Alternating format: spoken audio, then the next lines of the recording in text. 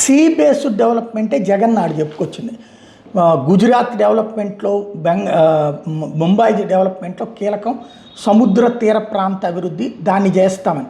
ఇప్పుడు దాన్ని వీళ్ళు పక్కన పెట్టకుండా జగన్ చెప్పాడని వీళ్ళు కొనసాగిస్తున్నారు, అభినందించాలి. అది వీళ్ళ క్రెడిట్ రాసుకోవచ్చు, కానీ తప్పేం లేదు. ముందైతే ఇప్పుడు జగన్ పూర్తి చేయలేదు కదా, పూర్తి చేస్తే వీళ్ళ పేరు వస్తుంది. 3 పోర్ట్లు, 4 చేపల చెరువులు, మౌలిక సదుపాయాల కోసం 400 కోట్ల రూపాయలు. ఇది తప్పు. 400 కోట్లతో ఎట్ట పూర్తి అవుతుంది?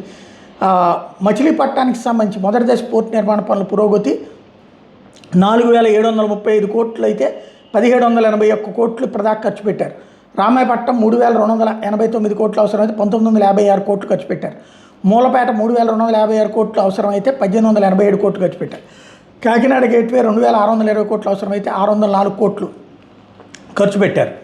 ఇప్పుడు మాత్రం 400 కోట్లే ఖర్చు పెట్టబోతుంది. అంటే జగన్ టైంలో దానికి ఎక్కువ ఖర్చు పెట్టారు. ఇప్పుడు కేవలం 400 కోట్లు అన్ని పోర్టులకి కలిపంటే ఎట్లా సాధ్యమవుతుంది? అట్లాగే పెండింగ్ భూసేకరణ పనులు పూర్తికి అవకాశం అని రాసుకొచ్చారు. మొదటి దశ ఫిషింగ్ హార్బర్లు జగన్ టైంలో 80% పూర్తయిన వాటిని ఇప్పుడు ఇనాగరేట్ చేయబోతున్నారు. క్రెడిట్ తీసుకుంటున్నారు కానీ పనులు మాత్రం శీఘ్రం చేయట్లేదు పోర్టులది.